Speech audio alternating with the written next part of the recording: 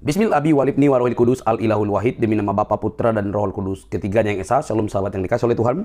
Berjumpa kembali dengan saya di channel ini. Terima kasih buat teman-teman yang selalu setia mendukung perkembangan channel ini dengan cara subscribe, like, komen, dan share. Tuhan memberkati kita. Sobat yang dikasih oleh Tuhan, kali ini kita akan mencerdaskan kembali para polemikus yang tampil untuk memberikan bantahan terhadap keotentikan kitab suci Kristen. Tetapi di saat yang sama mereka juga harus ditanya bagaimana keyakinan mereka. Kawan-kawan, jangan baper. Mari cerdas supaya kita terdidik. Jangan tiru yang lain. Kalau kita mau belajar, harus berani mempertanyakan keyakinan kita. Teman-teman yang dikasih oleh Tuhan, mari lihat dan pasang telinga dengan baik. Jangan skip supaya informasinya lengkap dan tidak perlu melakukan hal-hal yang aneh-aneh. Karena tujuan kita untuk mencerdaskan banyak orang melalui diskusi dan debat. Ini dia videonya.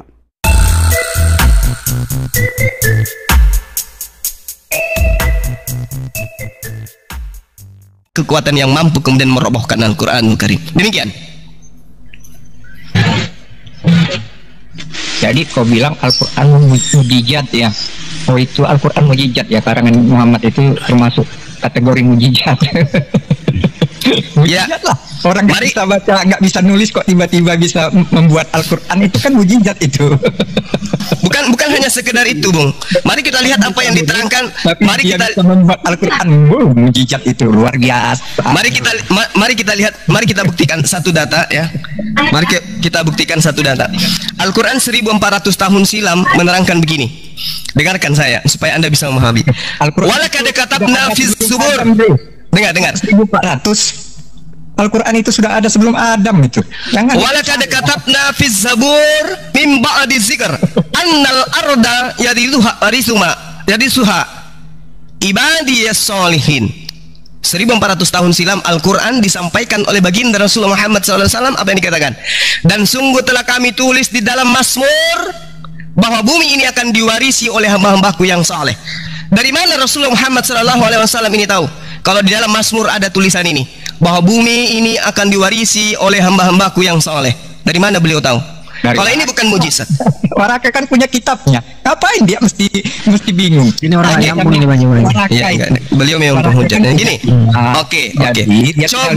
Coba kamu tunjukkan kepada saya bukti bahwa Rasulullah Muhammad SAW itu sebelum menyampaikan wahyu Al-Quranul Karim itu terlebih dahulu belajar tentang Mazmur kepada seorang yang bernama Waraka. Tunjukkan kepada saya. Saya berhenti jadi apologet kalau Anda bisa buktikan.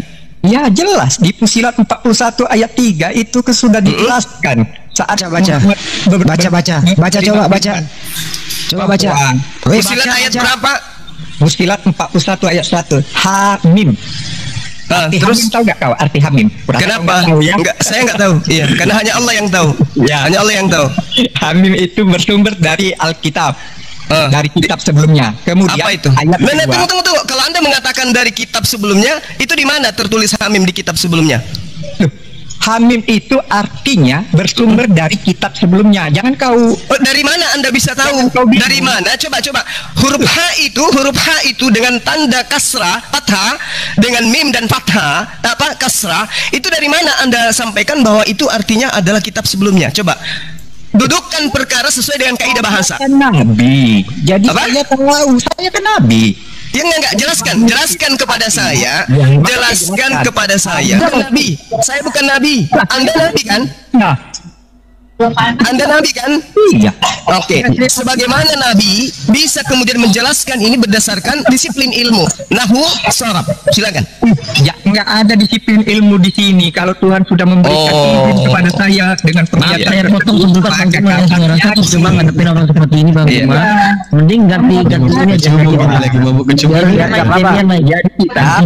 Biar ditulis dalam bahasa Arab untuk kaum yang mengetahuinya. Itu sudah ada di ayat 3. Dah. Jelas itu. Yesus menyampaikan firman itu dan semuanya akan menuliskan hal yang sama. Tidak ada perbedaan antara satu sama yang lain. Tapi buktinya antara Markus, Lukas, Matius, mereka memiliki narasi-narasi masing-masing terhadap apa yang mereka tuliskan. Lalu kapan Yesus berbicara kepada mereka? Tidak pernah. Dengan demikian tertolak. Makanya mereka mati secara mengenaskan semuanya. Karena mereka jangankan menerima dari Tuhan pencipta langit dan bumi, menerima dari Yesus pun tidak. Demikian. Ya, oke. Jadi saya tegaskan sekali lagi ya kawan-kawan bahwa memang tidak ada satupun kriteria nabi di dalam Bible itu terpenuhi pada Muhammad, walaupun tadi cuma dari awal menjelaskan panjang lebar tentang dalil-dalil dalam Bible, tapi satu pun dalilnya tidak terpenuhi oleh Muhammad. Dan bagaimana saya menunjukkan Ulangan 18 ayat 20 tentang nabi palsu itu. Bang Suma perlu ketahui itu bahasa Indonesianya jelas sekali loh ya. Seorang, kalau kita berbicara tentang seorang, maka itu berbicara tentang orang yang tunggal, satu orang gitu loh, bukan banyak. Sedangkan tadi Bang Suma itu menjelaskan para rasul, Paulus, Lukas dan sebagainya. Itu jamak orangnya itu loh. Yang mana sih kalau mereka mati semuanya secara tragis kecuali Yohanes penulis kitab, murid Yesus. Itu tidak ada kolerasinya dengan Ulangan 18 karena di situ dikatakan tunggal, orang yang tunggal. Nah, di dalam nubuatan pertama itu ada seorang nabi yang datang. Setelah nabi itu datang, barulah nabi kedua ini datang. Dia mengucapkan firman yang tidak diucapkan oleh Tuhan dan yang membawa nama ilah lain. Ingat ya, dia membawa nama Tuhan lain. Ini tidak tergenapi oleh murid-murid Yesus. Paulus itu tidak pernah ngaku sebagai nabi. Dalam kitab Kisah Para Rasul, orang yang menyangka bahwa mereka nabi, orang-orang yang tidak tahu siapa itu Paulus, siapa itu murid-murid Yesus, kemudian mereka bahkan menganggap sebagai apa? Sebagai dewa, bukan cuma sebagai nabi. Mereka menganggap bahwa mereka para rasul adalah dewa, padahal enggak. Nabi saja bukan, apalagi dewa. Jadi tidak ada satupun dalil Paulus ngaku nabi, para rasul ngaku nabi. Dan nubuatan tersebut itu berbicara tentang seseorang yang tunggal, kawan-kawan. Apabila seorang nabi yang mengucapkan perkataan yang tidak diucapkan atau yang tidak diperintahkan oleh Tuhan, atau yang membawa nama ilah lain, menyampaikan nama ilah lain, maka nabi itu harus mati. Siapakah yang menggenapi nubuatan ayat ini? Jelas sekali Muhammad merubah sejarah-sejarah dalam kitab Tanakh. Muhammad membawa nama ilah lain. Musa mengatakan dalam Ulangan 6 ayat 4, Sema Yisrael Yotefafe Eloheinu Yotefafe Echad, bahwa nama Tuhan itu satu. Ingat ya, bukan pribadi tapi nama di situ. Nama Tuhan itu satu. Jangan sampai ada nabi yang datang membawa nama ilah lain. Sudah pasti nabi itu adalah nabi palsu. Muhammad datang membawa nama Tuhan yang bernama Allah Subhanahu wa Ta'ala. Dan Tuhan yang diperkenalkan oleh Muhammad tidak pernah dikenal oleh para nabi sebelumnya. Bahkan dalam kitab Torah, Nevi'im, Ketuvim, sampai di kitab Perjanjian Baru yaitu kitab Injil, tidak pernah ada proper name itu adalah Allah Subhanahu wa Ta'ala. Sedangkan dalam Keluaran 3 ayat 14 sampai 15, Yesaya 42 ayat 8, Tuhan menyatakan namanya Yotefafe, itulah namanya. Jelas sekali loh. Jadi Muhammad menggenapi ayat tersebut. Muhammad tidak memenuhi kriteria nabi di dalam kitab Tanakh yang dimani oleh Bani Israel kitab itu. Dan saya koreksi sekali lagi ya tentang kata nabi ya. Dalam literasi bahasa Arab sebelum adanya Quran tidak ada kata nabi. Dalam bahasa Ibrani nabi itu dalam bahasa Ibraninya, bahasa Ibrani sama aja nabi gitu loh. Tapi kalau pakai Hebrew modern itu menggunakan nevi, tapi sebenarnya sama aja. Jadi kalau dibilang bahwa Kristen mencomot kata nabi, ya kita ngaca aja gitu loh. Tidak ada satupun literasi dalam bahasa Arab sebelum Quran ada penyebutan nabi gitu loh, nggak ada selain daripada kitab Torah. Jadi ada banyak sebenarnya kata-kata di dalam kitab Torah yang diambil di dalam Islam. Tapi kalau saya bahas nanti keluar dari topik. Seperti itu kawan-kawan, tidak ada satupun kecocokan Muhammad tentang kenabiannya di dalam kitab-kitab sebelumnya. Justru menggenapi nubuatan sebagai nabi palsu. Seperti itu Bang Suma ya. Jadi nggak ada lah. Seperti itu kawan-kawan. Iya, nggak apa-apa. Nggak apa-apa. Anda tidak dikatakan kufur kalau Anda telah menerima kenabian beliau. Jadi gini, ketika Anda mengatakan ilah lain, ya, keturunan Abraham itu memiliki 3 bahasa, Ibrani, Aram, dan Arab. Di dalam kitab Anda terjemahannya pun sangat jelas. Aku akan menjadi Tuhan keturunanmu secara turun-temurun. Anda nggak bisa merubah itu. Nggak bisa merubah. Aku akan mengambil perjanjian dan aku akan menjadi Tuhanmu, wahai Abraham, Tuhan anak-anakmu, Tuhan keturunanmu secara turun-temurun. Anda siapa? Allah sudah menyatakan diri kepada Abraham untuk menjadi Tuhan, untuk menjadi sembahan keturunan Abraham. Nggak bisa Anda ganggu-gugat itu. Lalu kemudian Anda mengatakan, teman, di dalam ayat yang saya katakan bahwasanya Al-Quran menerangkan bahwa di dalam Al-Quran Mazmur menuliskan alam semesta ini itu diberikan kepada orang-orang yang saleh. Dari mana Rasulullah Muhammad SAW itu tahu? Dari mana beliau tahu bahwasanya alam semesta ini, bumi ini itu diwariskan kepada orang-orang yang saleh? Dari mana beliau tahu? Ternyata itu betul-betul tertulis di dalam kitab Mazmur. Dari mana beliau tahu kalau itu pernah tertulis dalam kitab Mazmur? Sementara beliau tidak pernah mempelajari kitab Mazmur, tidak pernah belajar tentang kitab teman-teman Yahudi. Tapi dia tahu bahwasanya Al-Quran mengatakan bumi ini diwariskan kepada orang-orang yang saleh. Ini bukti bahwa Al-Quran itu adalah firman Tuhan yang disimpan di dalam mulutnya Rasulullah, sehingga apa yang disampaikan oleh Rasulullah semuanya adalah kebenaran. Nah, sekarang kalau kita tanya, mana firman Tuhan yang disimpan di dalam mulutnya Musa, di dalam mulutnya Paulus, di dalam mulutnya Lukas, di dalam mulutnya Markus, di dalam mulutnya Yohanes, mana firman Tuhan yang ditaruh itu? Dengan cara apa Tuhan datang menyatakan diri kepada mereka? Artinya betul ayat dari Ulangan 18, nomor 18, nomor 19, nomor 20 itu digenapi oleh nabi palsu. Yang 18-nya digenapi oleh nabi yang asli, yaitu yang membawa Al-Quranul Karim. Sementara yang 20 itu menggenapi nabi palsu, yang itu membawa karangan-karangan yang diwartakan tanpa dasar jelas dari mana mereka dapat sumbernya. Demikian. Iya, oke ya kawan-kawan ya.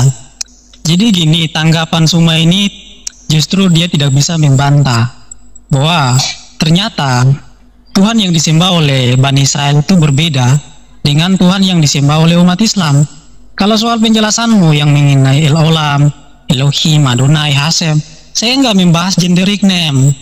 Yang saya bahas ini adalah proper name, yang dimana Muhammad itu mengajarkan proper name yang berbeda dengan proper name yang diajarkan oleh Musa. Jadi jelas sekali loh penggenapannya gitu loh. Kalau kau bilang sama, seharusnya namanya berbeda.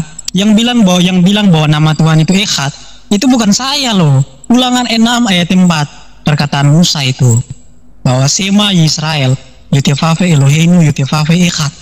Nama Tuhan itu satu. Ketika bangsa Israel keluar dari perbudakan Mesir, Musa selalu berpesan kepada mereka bahwa Tuhan yang tidak benar bukan hanya dikenal dari oknumnya atau substansi yang disembah, enggak, tapi dikenal dari nama dan juga substansinya. Kalau namanya berbeda sudah pasti Tuhannya juga berbeda. Enggak mungkin namanya berbeda tapi oknumnya sama, enggak mungkin, mustahil. Kita berbicara proper name di sini. Yesaya 42 ayat 8 itu jelas sekali loh ya. Tuhan menyatakan namanya. Proper name. Demian sudah baca Alkitab orang Arab belum, Demian?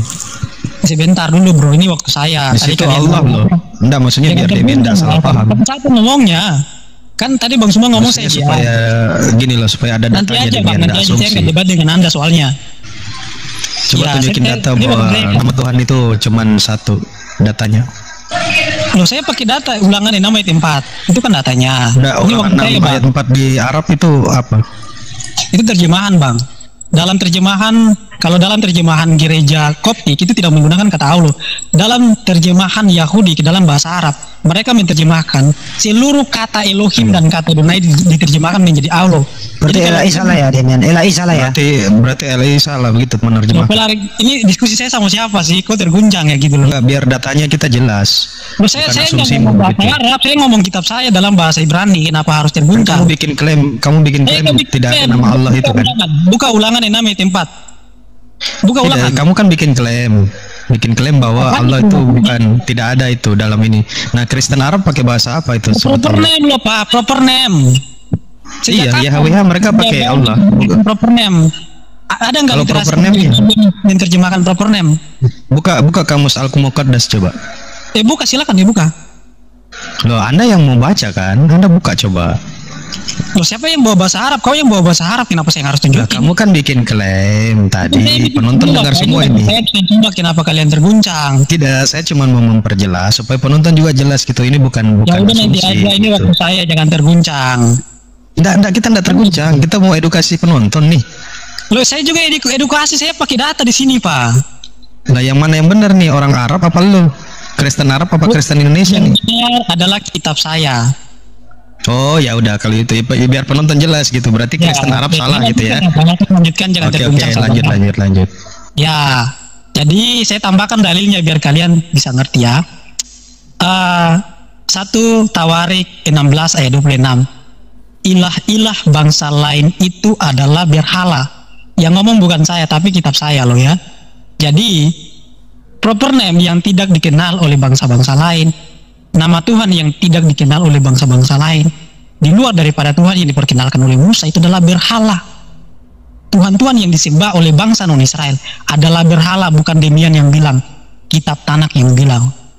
Jadi harus dipahami baik-baik, tidak akan mungkin Allah dan Yotepape itu nama yang sama. Tidak ada satupun orang Yahudi yang mengklaim bahwa nama proper name itu sama. Nggak ada, saya udah buka banyak literasi Yahudi dari Sandiagau dan sebagainya. Itu tidak akan mungkin sama, kawan-kawan. Bang Suma tadi menyinggung soal perjanjian Abraham dengan anak keturunannya. Yang disebut sebagai keturunan Abraham, Ismail.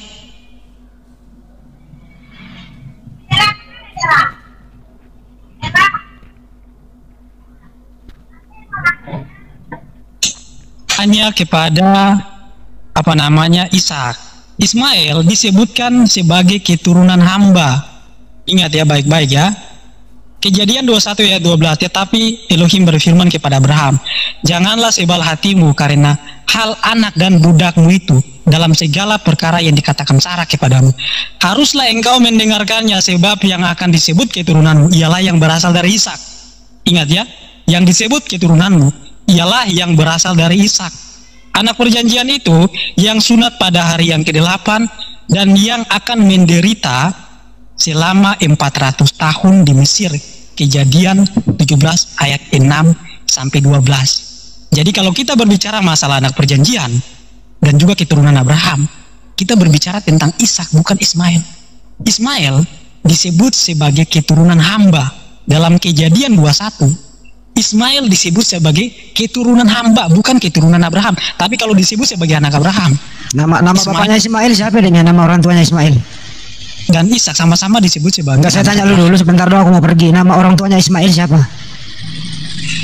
Iya, bukan Bang, maksudnya. Enggak, gue dulu jawab aja, nama orang tuanya Ismail siapa? Nama orang tuanya Ishak siapa? Enggak, saya minta doang, nama bapaknya Ismail di Bibelmu siapa? Nama bapaknya Ishak di Bibelmu siapa? Saya berbicara keturunan menurut pandangan. Iya, saya minta doang, lu jawab dulu nama bapaknya Ismail siapa? Siapa nama bapaknya Ismail? Itu doang saya kok tanya, gimana sih lu? Jawablah. Paham. Oke. Siapa? Abraham. Udah, Abraham. Ishak, nama orang tuanya Ishak siapa? Abraham juga. Ishak sama Ismail bersaudara nggak? Bersaudara. Ya oke, pinter. Lanjut. Oke, lanjut ya Bang ya. Jangan kritisi dulu. Ini waktu saya Bang, biar kawan-kawan bisa tercerahkan gitu loh. Ini penontonnya banyak sekali soal ini. Jadi gini kawan-kawan, yang disebut sebagai keturunan Abraham itu hanyalah yang berasal dari Ishak. Makanya kan Tuhan berkata, aku kan menjadi Elohimmu. Ketika Musa keluar dari tanah Mesir, dia berkata, masuklah ke tanah perjanjian yang Tuhan janjikan kepadamu. Jadi tanah perjanjian itu ketika mereka masuk, Tuhan menjadi Elohim mereka. Sedangkan keturunan Ismail itu penyembah berhala. Dalam Mazmur 83, keturunan Ismail itu mau memusnahkan bangsa Israel dan melawan Daud, kawan-kawan. 1 Tawarik 16 ayat 26. Ilah-ilah bangsa lain itu adalah berhala. Jelas sekali ayatnya bahwa keturunan Ismail itu menyembah berhala. Kita bisa melihat silsilahnya ya. Abraham memperanakan Ishak dan Yakub. Ishak dan Yakub, bukan Ishak dan Yakub. Ishak dan Ismail ya kawan-kawan ya. Dari Ishak ini lahirlah Yakub. Setelah Yakub lahirnya 12 orang anak, salah satunya Yusuf. Setelah Yusuf lahirlah Musa. Jadi Ishak menyembah Yesus begitu. Sebentar, setelah Musa datangnya Yosua, lahirlah Yosua. Setelah Yosua Samuel, setelah Samuel Daud, setelah Daud Salomo dan juga nabi-nabi yang lain. Dari mereka semua ada yang nyembah Yesus nggak? Dari Ismail siapa? Siapa yang menuntut? Kan katanya Ismail menyembah berhala, berarti yang lain nyembah Yesus gitu. Tadi Bang Suma ngomong saya nggak potong, kok saya ngomong dipotong ya? Nggak, biar penonton jelas gitu. Nggak bisa dong, tadi aja nggak adil. Apakah mereka nyembah Yesus gitu, biar jelas Tadi penonton. kan Bang Suma ngomong saya nggak potong, kenapa saya ngomong dipotong bro? Nggak, nanya aja biar penjelasan ke penonton. Loh ini waktu saya nanti aja berkota tanggapi, kan satu-satu. Oh iya, monggo. Nanti dijelasin ya, mereka menyembah siapa. Ya, jadi selama ribuan tahun itu keturunan Ismail itu mereka nyembah siapa itu? selama ribuan tahun. Kalau kita hidup dari zaman Musa ke zaman Muhammad saja, itu 2100 tahun, apalagi ke zaman Abraham. Selama ribuan tahun itu keturunan Ismail itu nyembah siapa? Maka jelaslah apa yang disampaikan di dalam Alkitab dalam 1 Tawarik 16:26 bahwa ilah-ilah bangsa lain itu adalah berhala. Itu jelas sekali kawan-kawan. Jadi dalam Bible, di dalam kitab Tanakh, yang pertama saya tegaskan sekali lagi, Muhammad tidak sesuai kriteria Nabi, dan Muhammad menggenapi nubuatan Nabi Musa tentang Nabi palsu yang membawa nama ilah lain. Sekarang saya masuk kepada poin Bang Suma yang ketiga, mengenai tentang roh kebenaran. Roh kebenaran itu yang diklaim sebagai Muhammad itu dijanjikan kepada murid-murid Yesus. Coba dibaca ayatnya baik-baik. Apabila roh kebenaran itu datang kepadamu, dia akan menyampaikan segala sesuatu tentang Yesus. Kepadamu itu kepada murid-murid Yesus.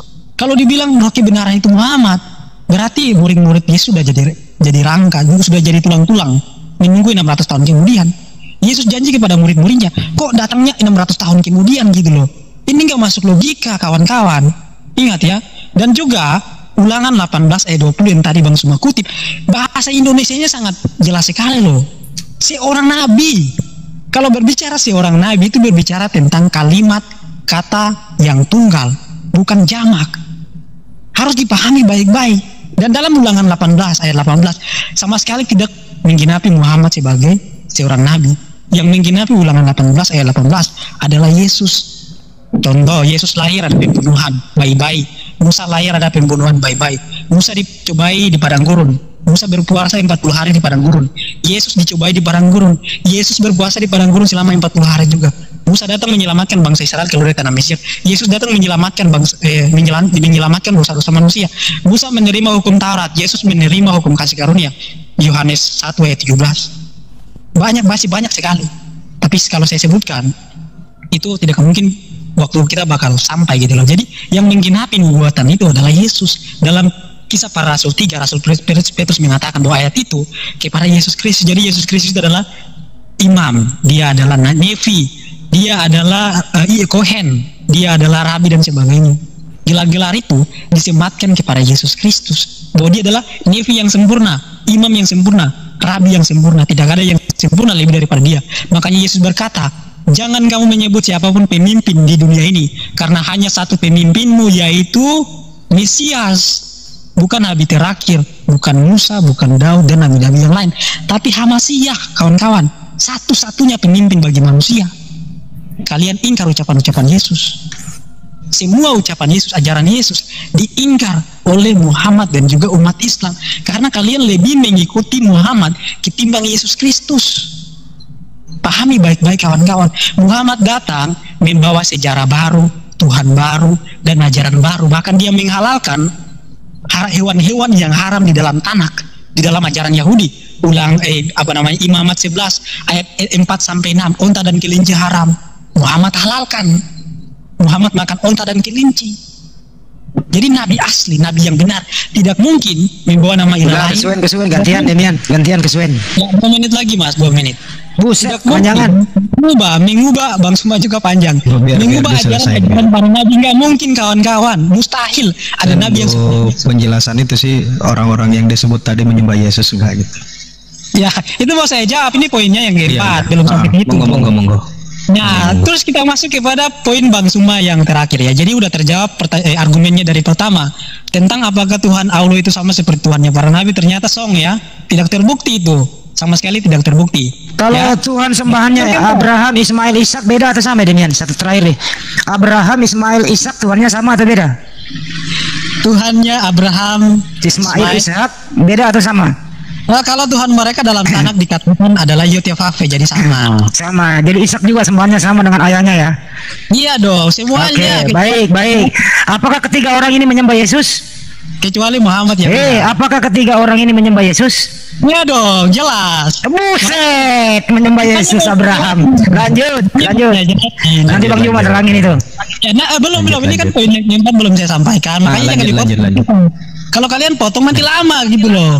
Lanjut. Kita mau dengar aja. Potong jadi gitulah. Oke, gini poin yang terakhir ya, tentang bahwa yang menyembah ilah lain itu adalah Kristen. Kristen yang menyembah ilah lain. Padahal Nabi Yesaya mengatakan, Yesaya 53 ayat 11 bahwa yang menjadi juru selamat itu adalah Yotefafe. Digenapi di dalam perjanjian baru dalam Matius 1 bahwa dia diberi nama Yesua karena dialah yang akan menyelamatkan dosa mereka. Yang menjadi Mesia itu menurut kitab-kitab para nabi, juru selamat itu adalah Tuhan. Digenapi di dalam perjanjian baru diberi nama Yesua. Yesua artinya apa?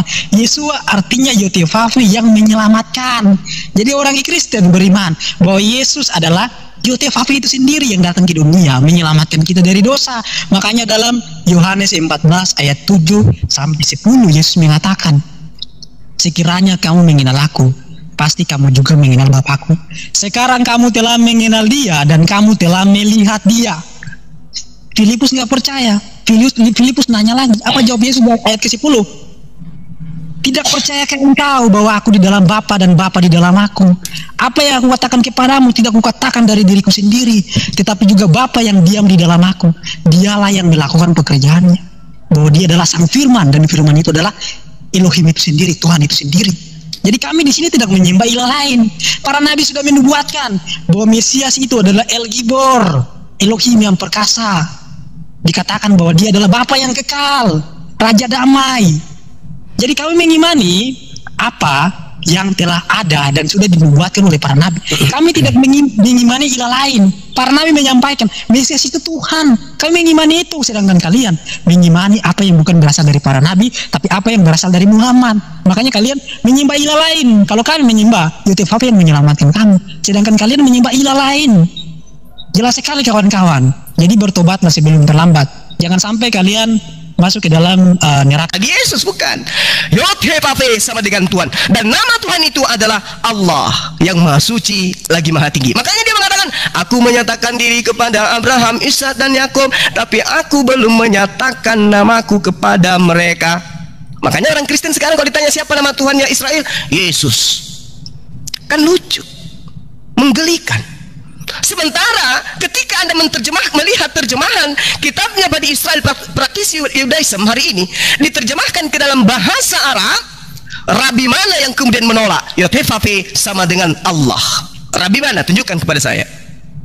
Yotefafe ketika diterjemahkan ke dalam kitabnya ke dalam bahasa Arab, maka dia akan menuliskan Allah. Makanya kitab saudara, kitab Kristen Al-Muqaddas itu pasti Allah di dalamnya, bukan Yahweh, apalagi Yesus. Itu ya, 3-0 tamparan buat saudara. Kemudian ketika Anda mengatakan Kristen nyembah, saya baru 5 menit kayaknya, saudara tadi kurang lebih 1 jam. Jadi ketika Anda mengatakan Kristen itu tidak menyembah ilah lain, saya katakan begini, kota Yerusalem, Palestina, taruhlah Israel, sampai hari ini masih berdiri dengan kokoh. Tuhan mereka masih ada. Mereka masih menyebut dengan Tuhan mereka itu adalah siapa? Yotefafe, yang kemudian mereka sebut dengan Hasem, bukan Yesus. Ketika Anda membawa kitab kedua raja-raja tadi ya, yang mengatakan bahwasanya Tuhan itu mengatakan tidak ada ilah di luar aku. Di luar aku ilah itu adalah ilah berhala-berhala. Pada saat Tuhan menyatakan itu, Rasulullah Muhammad sallallahu alaihi wasallam belum ada, belum menyatakan Allah, belum. Jadi yang dimaksud pada saat itu adalah Tuhan Anda. Siapa? Tuhannya Romawi dan Yunani. Paham ya? Makanya ketika Yesus dijual kepada Romawi Yunani. Ketika Yesus yang dilabelkan Tuhan tidak dijual kepada Bani Israel. Kenapa? Karena Bani Israel sudah memahami dengan jelas Tuhan mereka adalah Allah. Tuhan mereka adalah yang maha hidup, yang mematikan dan yang menghidupkan. Sementara Tuhan yang dijual kemudian adalah Tuhan yang dihidupkan, Tuhan yang dimatikan. Dijual kepada siapa? Dijual kepada bangsa yang memang sudah memiliki ilah lain selain daripada ilahnya Ibrahim, Ishak dan Yakub. Itu adalah tamparan buat Anda. Terakhir, ketika saudara mengatakan Ulangan 18 nomor 18 itu untuk Yesus,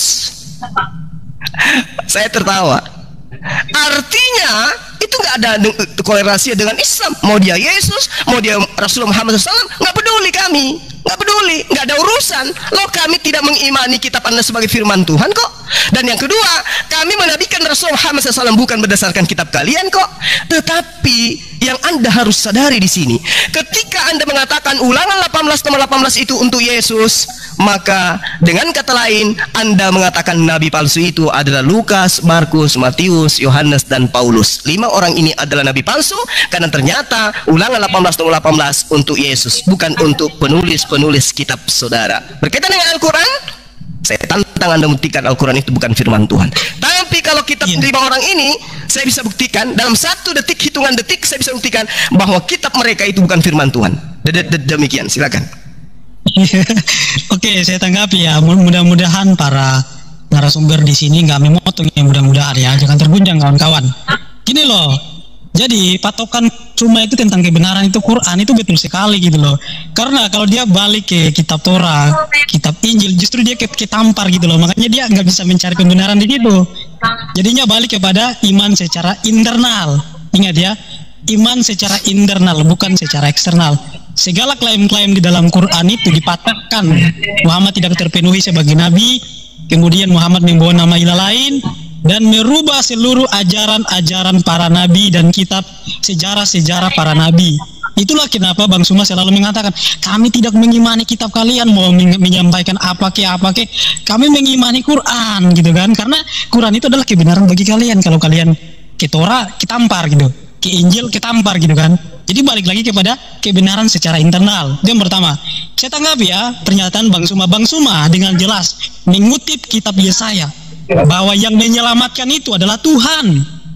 Bang Suma tadi kutip loh kitab Yesaya, dan dia bilang bukan Yesus loh. Yesus itu Mesia kawan-kawan.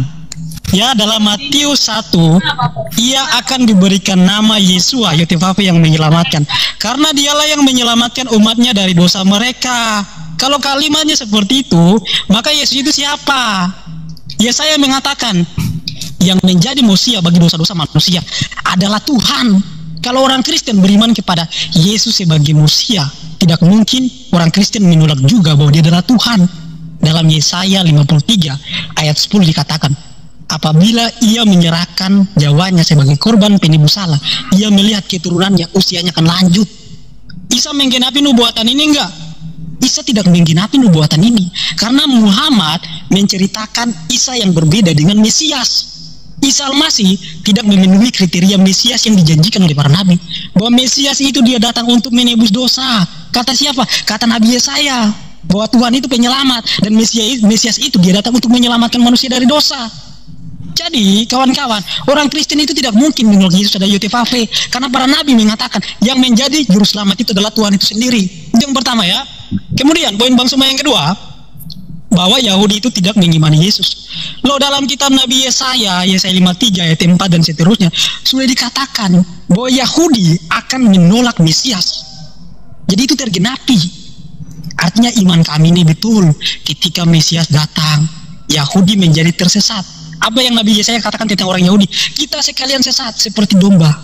Kita mengambil jalan kita masing-masing. Jadi mereka tersesat ketika Mesias itu datang. Jadi kebenaran iman kami bahwa Yahudi menolak Yesus itu sebuah kebenaran kawan-kawan, sudah dinubuatkan dan digenapi, kita bisa melihat sekarang. Itu kebenaran kitab kami. Tapi kalau nubuatan Muhammad itu nggak ada. Dalam Tanakh tidak ada satupun nubuatan Muhammad. Dalam Perjanjian Baru tidak ada satupun nubuatan Muhammad. Tapi kalau kita berbicara tentang Yesus Kristus, banyak sekali nubuatannya, dan terjadi sekarang, terjadi digenapi oleh Yesus. Bang Suma, poin Anda yang ketiga mengenai Ismail.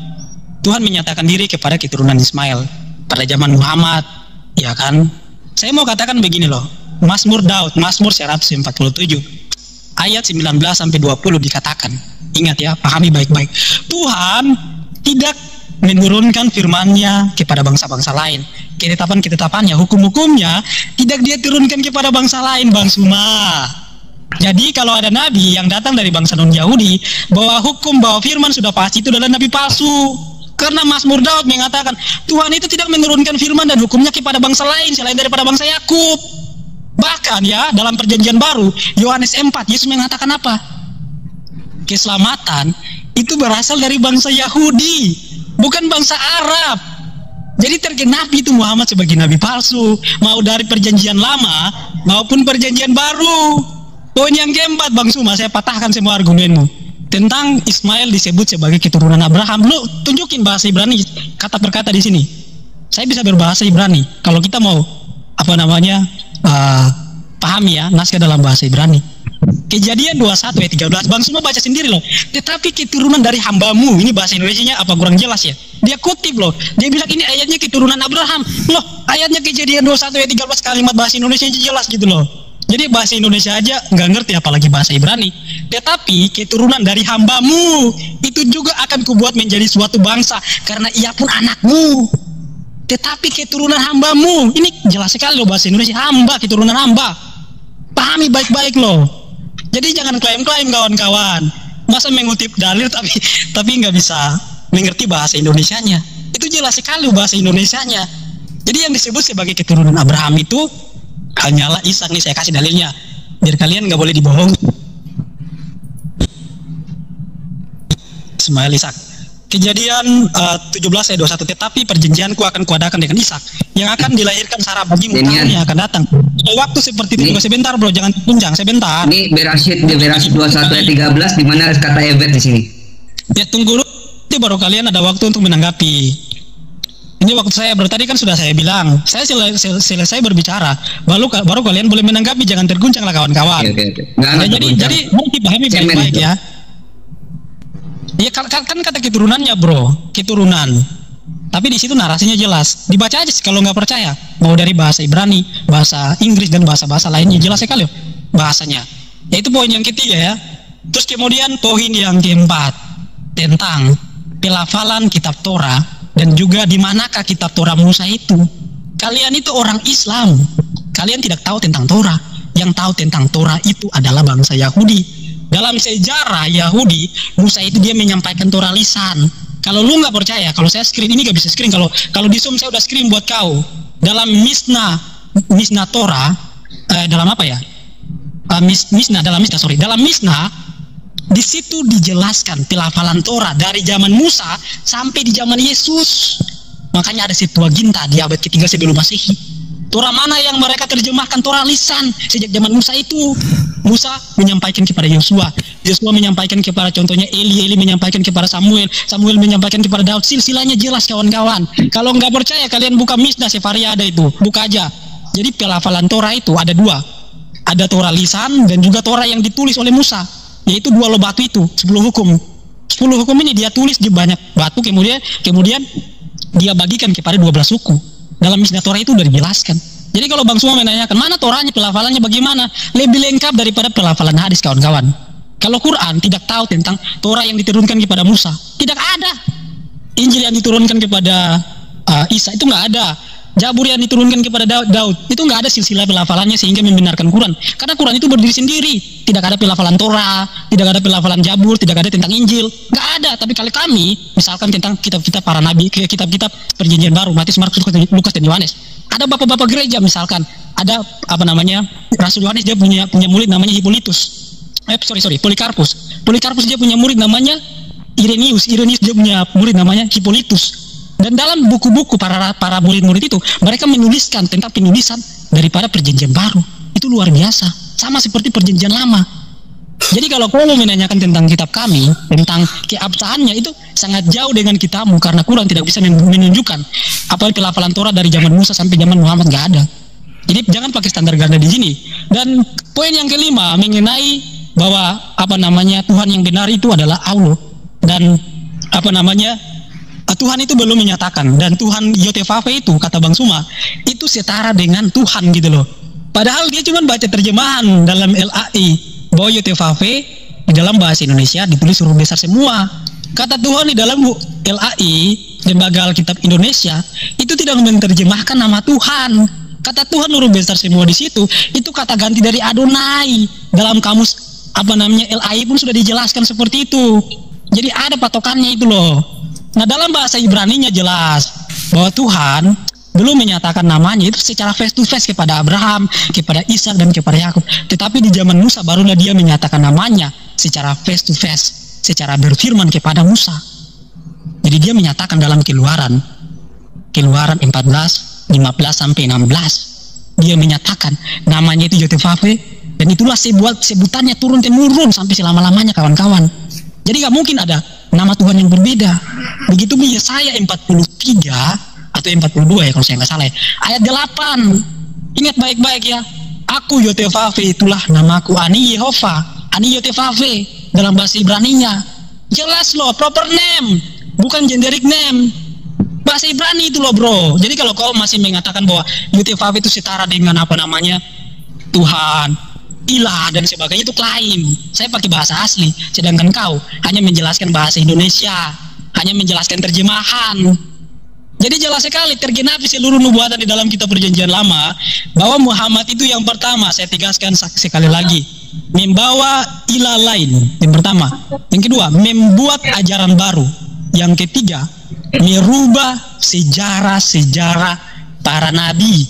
Seluruh sejarah dari zaman Adam sampai di zaman Yesus Kristus, semuanya dirubah.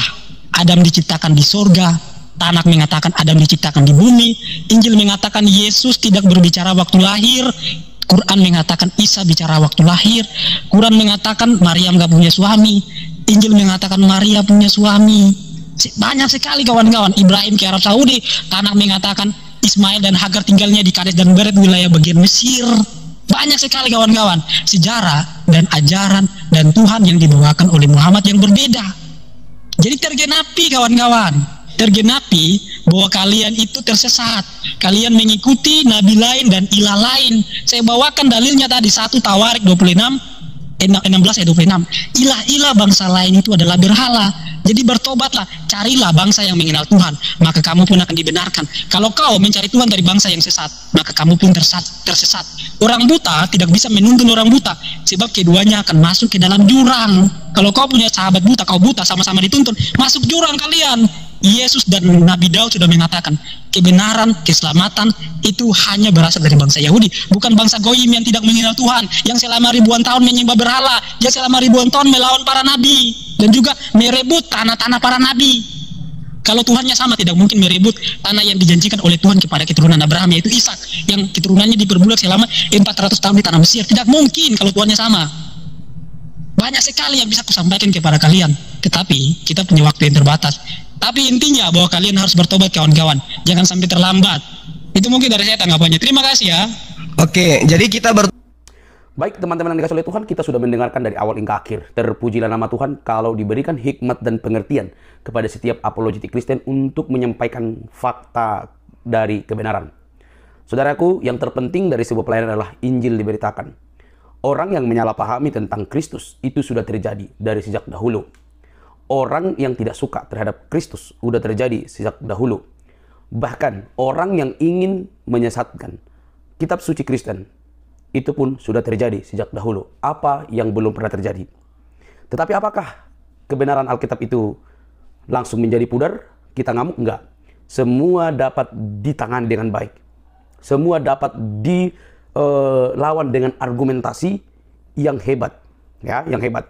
Maka dari sejak dahulu Allah sudah mengatakan di dalam Kristus Yesus akan ada penolakan terhadap Kristus kepada murid-muridnya dan kepada kitab sucinya. Jadi itu berjalan secara langsung, simultan.